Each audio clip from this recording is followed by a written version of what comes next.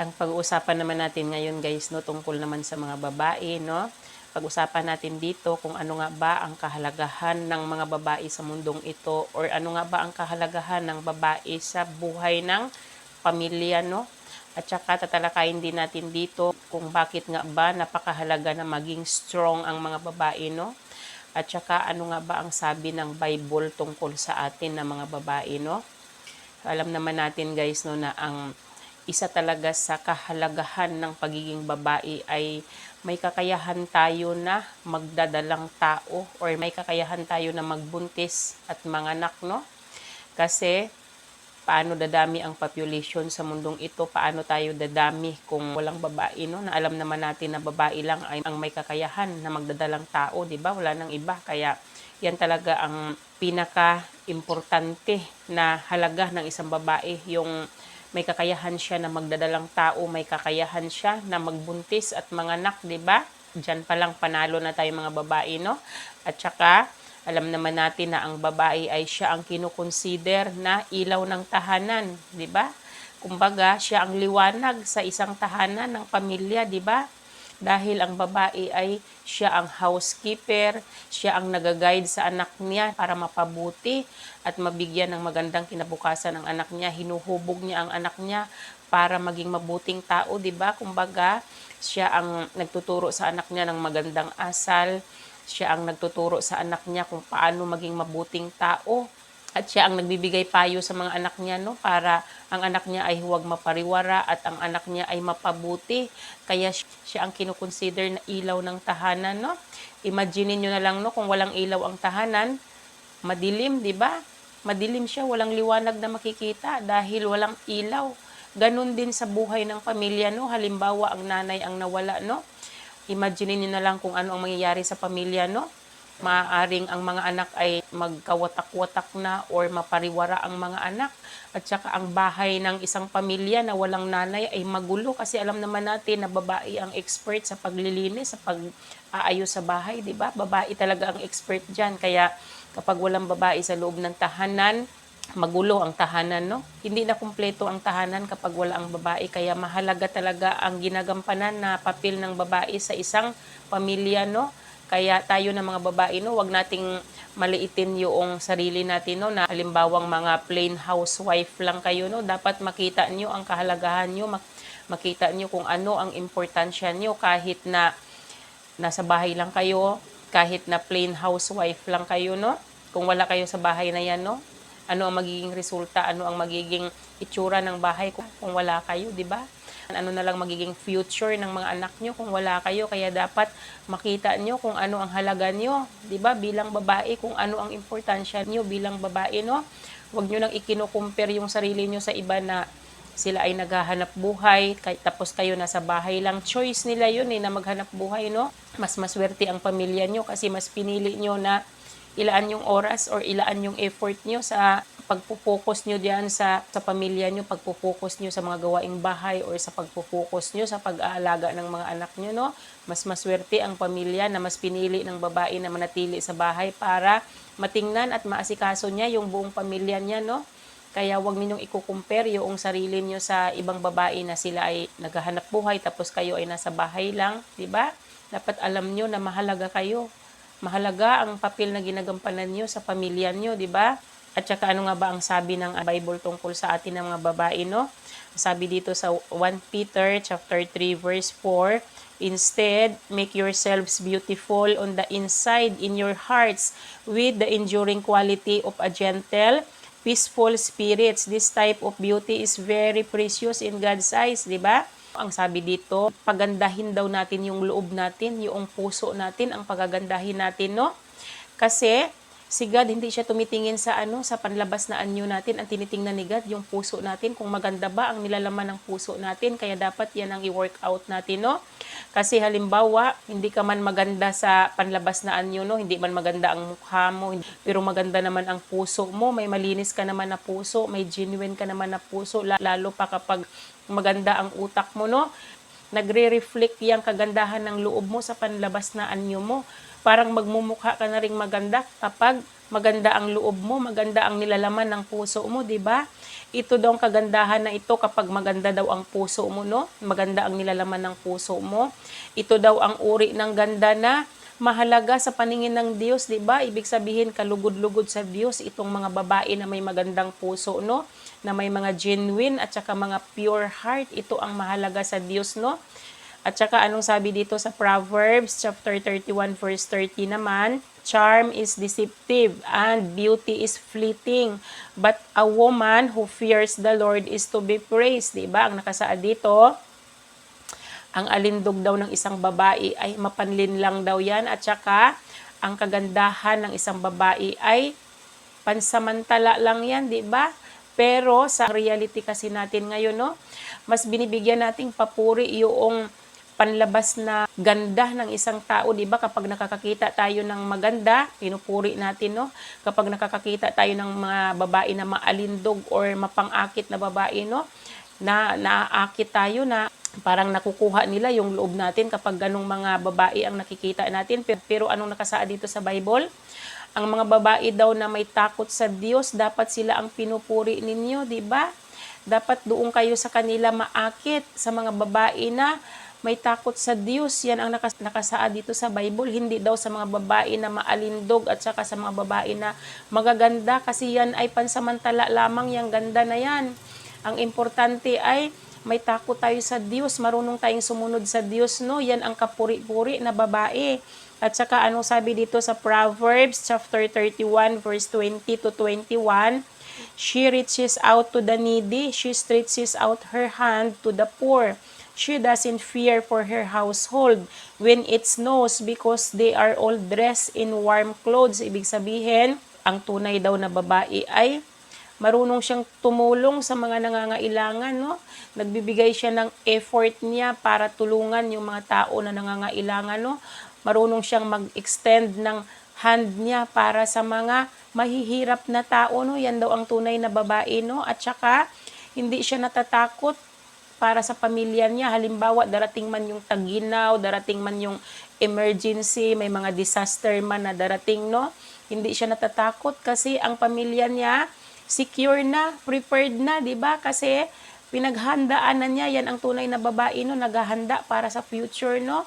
Ang tunay na babae ay dapat pinaghahandaan mo kung ano yung mga posibleng mangyari, di ba? Dapat ang tunay na babae ay prepared ka, prepared ang buong pamilya mo, kasi yan ang role ng mga babae, no? At saka anong sabi dito sa 1 Corinthians chapter 11 verse 12, however, woman isn't independent from man, and man isn't independent from woman in the Lord. As woman came from man, so also man comes from a woman, but everything comes from God, di ba?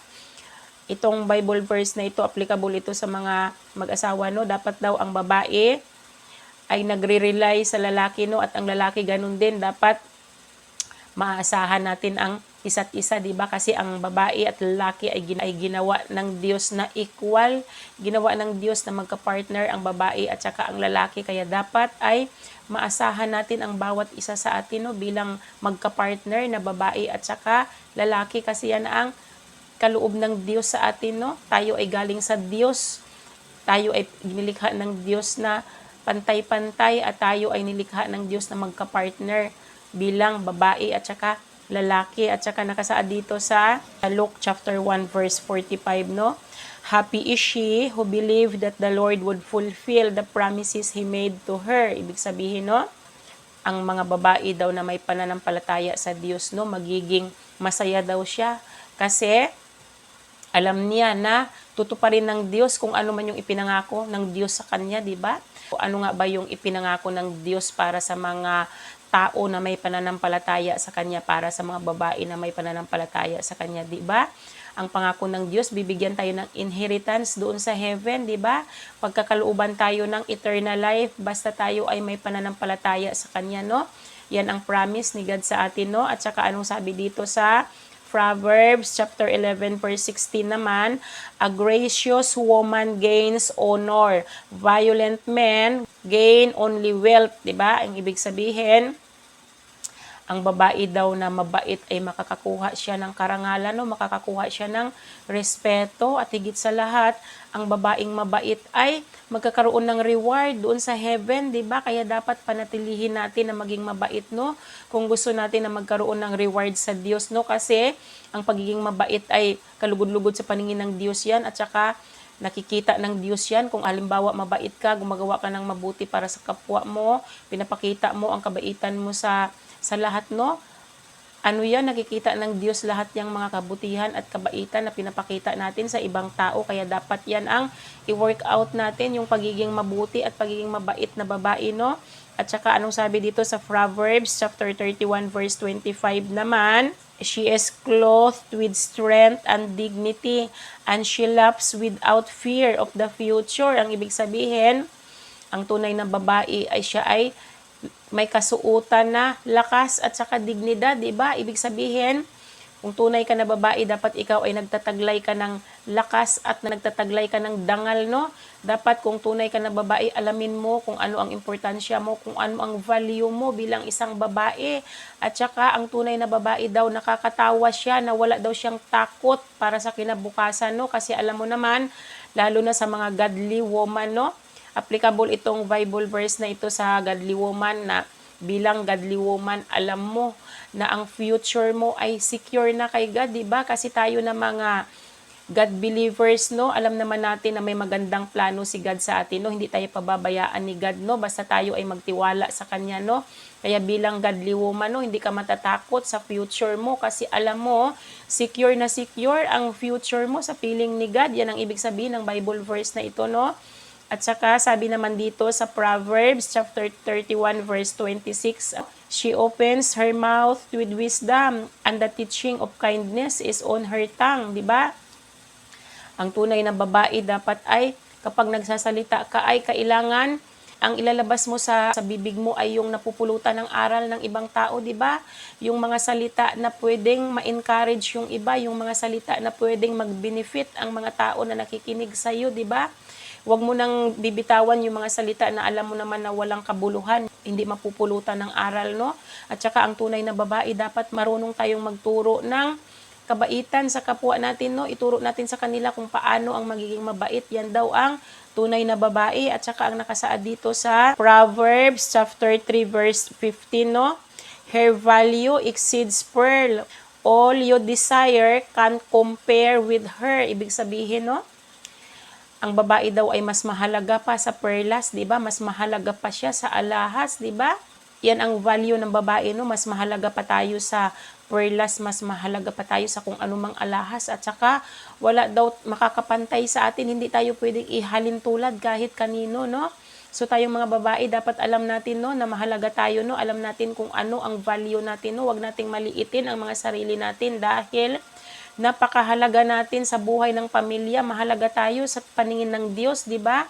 Kaya dapat yan ay malaman natin, no? At saka bakit nga ba mahalaga na dapat bilang isang babae tayo ay malakas, tayo ay strong. Yan talaga ang dapat natataglayin natin, guys, no? Yung magiging strong tayo, no? Kasi alam naman natin na sa buhay ng isang pamilya, no, hindi talaga maiiwasan na may mga pagsubok, may mga problema talaga tayong dadanasin, no? Kasi yan ay kakambal na yan sa buhay natin, yung problema at saka mga pagsubok natin. Kaya dapat maging malakas ang mga babae para ma-overcome or para mapagtagumpayan natin ang mga pagsubok or mga hamon sa buhay na hinaharap natin. Dapat malakas tayo, no?